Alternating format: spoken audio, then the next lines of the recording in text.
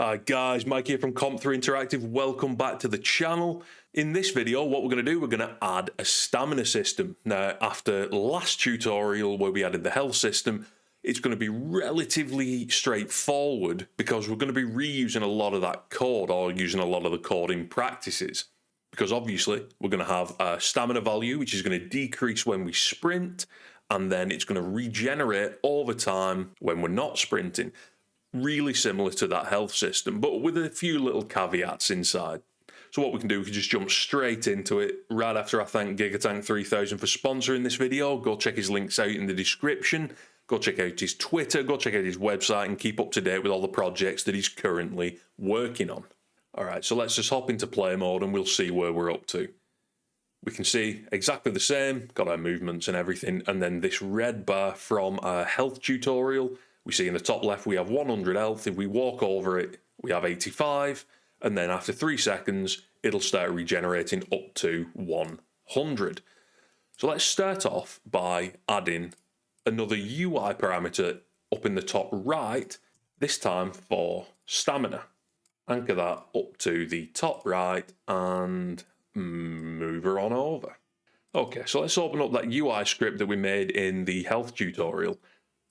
Copy out health text, change it to stamina text, create a new private void, update stamina, pass in our current stamina, and then just like we did in update health, but this time we're going to update our stamina with our current stamina and initialize that to 100. So that's not going to do anything yet. We've just got that in place, ready to go when we actually want to display it on screen.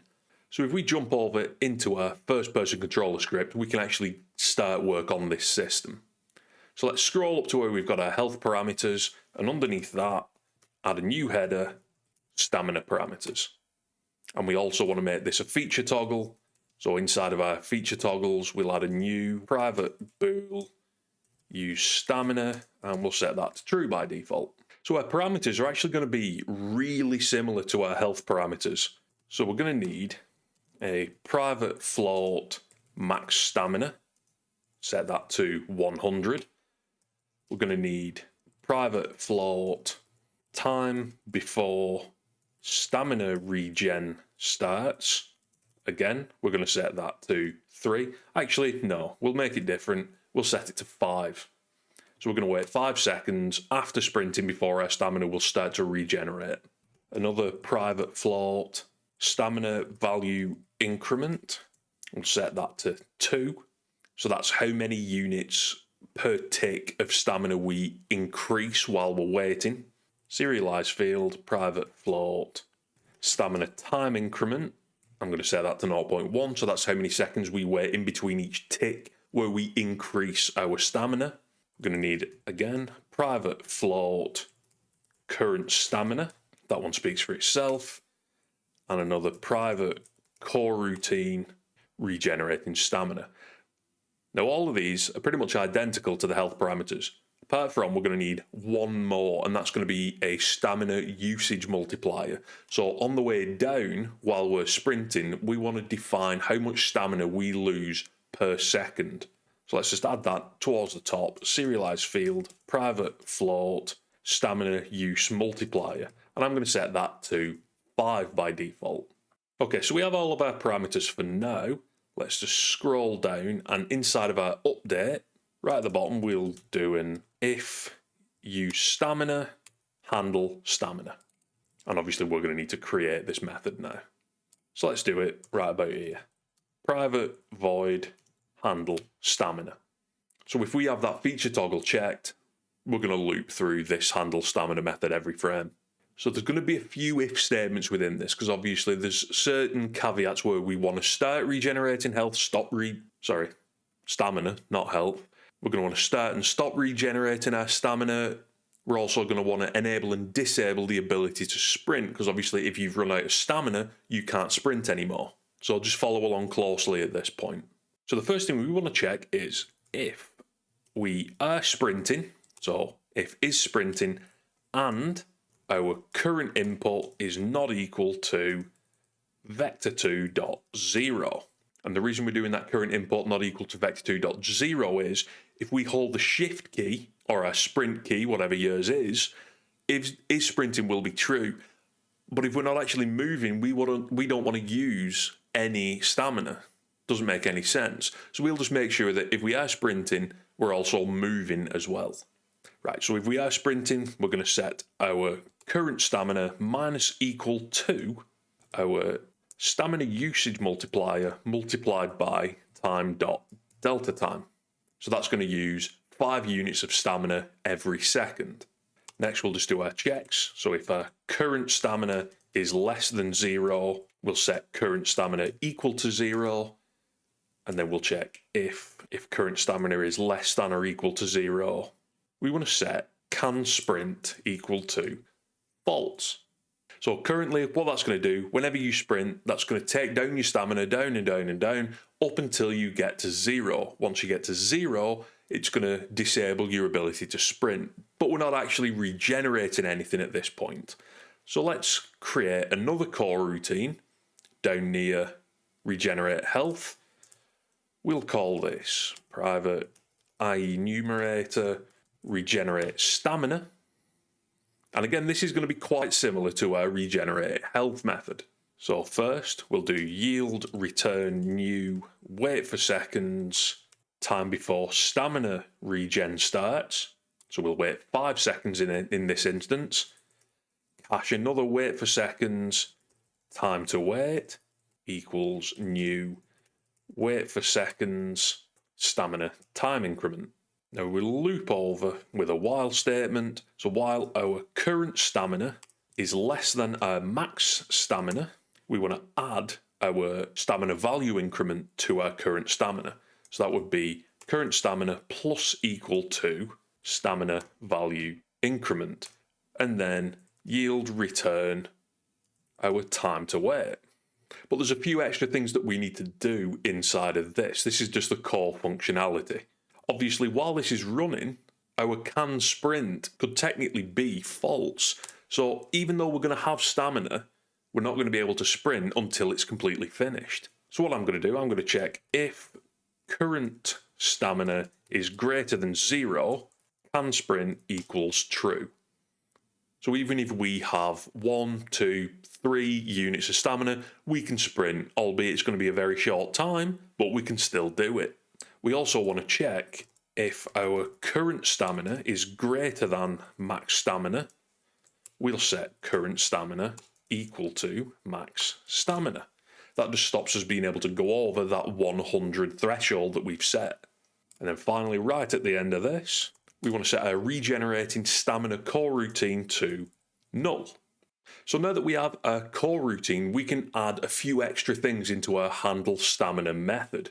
First of all, if we're sprinting and we're actually moving, we want to make sure that that regenerating stamina core routine has been stopped. And the reason for that is if you sprint, you go down to about 50% stamina, you stop, you start regenerating to about, say, 65%, and then you start sprinting again. You don't want that to carry on regenerating. So let's check. If regenerating stamina is not equal to null, we can stop the core routine. So stop core routine, regenerate stamina, and then also set regenerate stamina to null. So anything that was regenerating at that point stopped. We'll keep that value, but we won't regenerate past what we currently have that value set as. Next, we want to make sure that we trigger that regenerate stamina when we're not sprinting.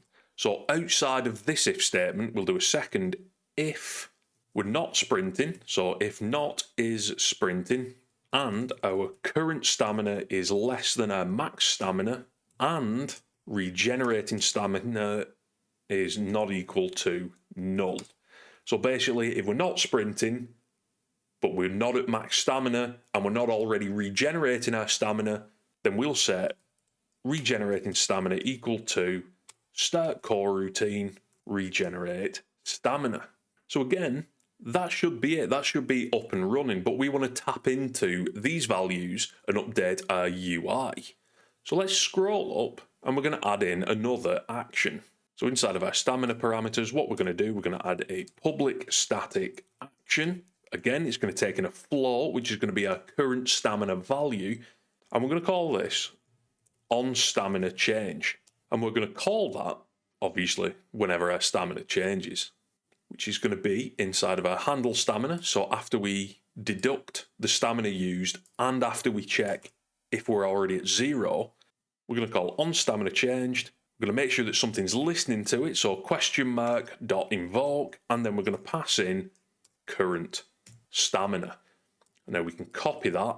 And then on the flip side of it, when we're going through our core routine, where we're regenerating our stamina, we'll do exactly the same right there. And now inside of our UI, we can subscribe to that. So whenever our first person controller dot on stamina changed is called, we'll subscribe our update stamina function. And then again, remember to unsubscribe just in case. And I think there's one thing that I haven't done yet, and that is where I'm caching my default values inside of awake. I'm going to set my current stamina equal to max stamina. So let's jump over, check our parameters out inside the inspector first. So where are we? We've got our stamina parameters. Max is going to be 100. Usage multiplier is 5. So 5 units per second used whenever we are using stamina.